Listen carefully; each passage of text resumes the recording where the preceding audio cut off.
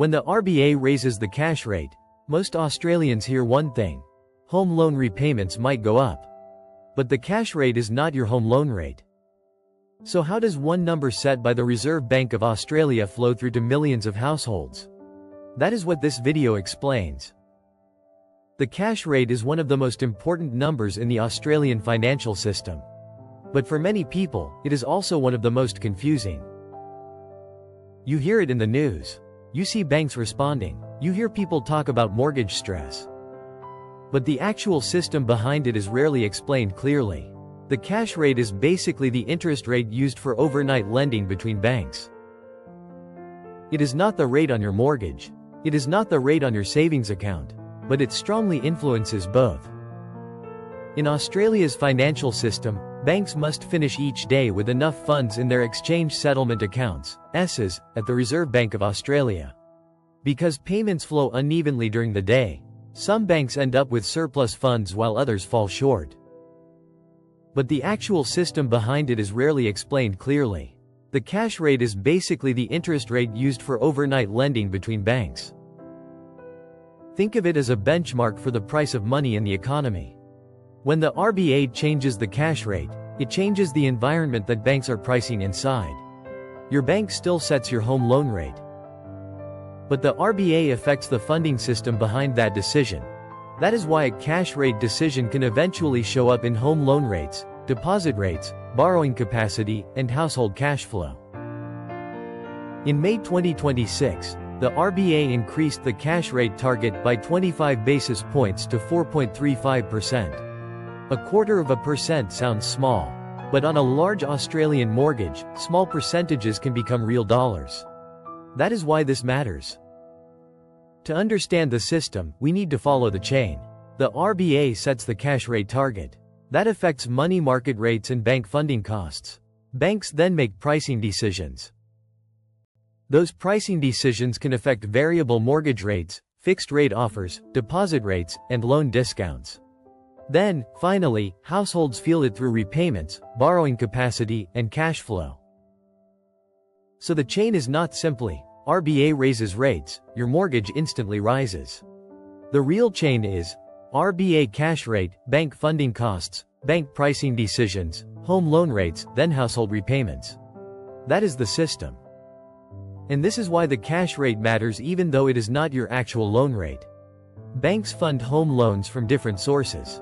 Deposits are a major source. Wholesale funding is another. Banks also consider capital, competition, risk, margins, and customer behavior.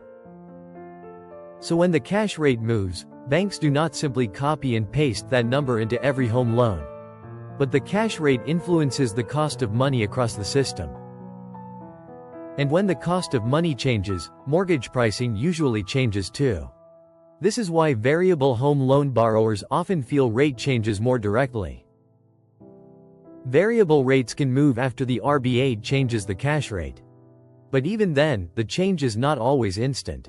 The RBA makes a decision. Then the bank announces what it will do. Then the new rate takes effect. Then repayments update according to the borrower's repayment cycle. So the RBA decision happens in one afternoon, but the household impact can arrive days, weeks, or even months later. That delay is important. It explains why some people hear about a rate rise in the news, but their repayment does not change immediately. Fixed-rate home loans work differently. A fixed-rate loan does not usually change just because the RBA moved today. If someone is already inside a fixed period, their existing fixed rate generally stays fixed until that period ends.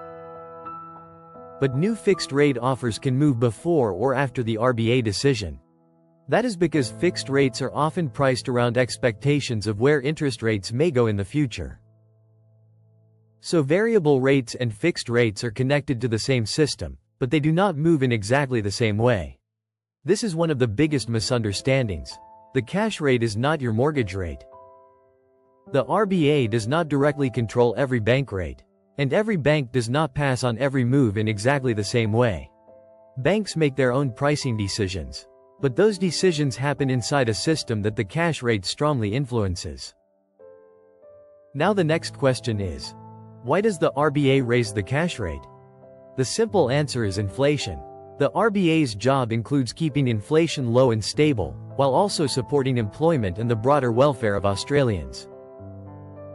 When inflation is too high, or expected to stay too high, the RBA may raise interest rates to slow demand. Higher rates make borrowing more expensive. They can reduce spending. They can encourage saving. They can slow parts of the economy. That is how monetary policy works. But for households, this can feel very different. In theory, higher rates are used to reduce inflation pressure. In real life, a household may experience it as a higher mortgage repayment, lower borrowing capacity, or less breathing space in the budget. That is why the cash rate can feel abstract in the news, but very real in the household budget. A 0.25% increase may not sound dramatic. But the size of the loan matters. A $500,000 principal and interest loan over 25 years. At an illustrative rate of 5.73%, the repayment was about $3,139 per month. If the rate rose by 0.25 percentage points, the repayment increased to about $3,215 per month. That is around $76 extra per month in that simplified example. If the rate rose by 0.50 percentage points, the increase was around $153 per month. And if the rate rose by 1 percentage point, the increase was around $309 per month. These are simplified examples. They are not personal advice. But they show why small rate changes can feel much larger when applied to a large mortgage. Australia's mortgage system is large. Research shows APRA reported about $2.475 trillion in housing credit outstanding at December 2025. It also shows average new owner-occupier loan sizes have reached hundreds of thousands of dollars. When loan balances are large, rate changes become more visible in monthly cash flow. That is why interest rate news matters so much in Australia. It is not just a number for economists. It is connected to household repayments, banking decisions, property markets, savings rates, and spending behavior. But the system is not one-sided. Higher rates can hurt borrowers. They can also increase returns for some savers. They can affect businesses that borrow. They can affect renters indirectly if landlords face higher costs. They can affect new borrowers because borrowing capacity changes. So the cash rate does not only affect people with mortgages. It affects the broader financial system. This is why it becomes a national conversation. Another important point is pass-through. Pass-through means how much of the RBA's cash rate change actually flows through to mortgage rates. It is real, but it is not perfect. Sometimes banks pass on the full change. Sometimes they pass on less. Sometimes they move quickly. Sometimes there is a delay. This can happen because bank funding costs do not move one-for-one with the cash rate. Deposit rates, wholesale funding, competition, discounts, and risk all matter. During some periods, competition between banks can reduce how much rates rise for certain borrowers. During other periods, banks may change rates for reasons beyond the RBA, such as funding costs, capital costs, or risk settings. That is why it is too simple to say, the RBA raised rates, so every loan rises by exactly the same amount tomorrow. The better explanation is this. The RBA changes the benchmark. Banks respond inside their own funding and pricing system. Borrowers feel the result through the loan products they actually have. That is the system Australians need to understand. This also explains why two households can experience the same RBA decision differently. One household may have a variable rate loan.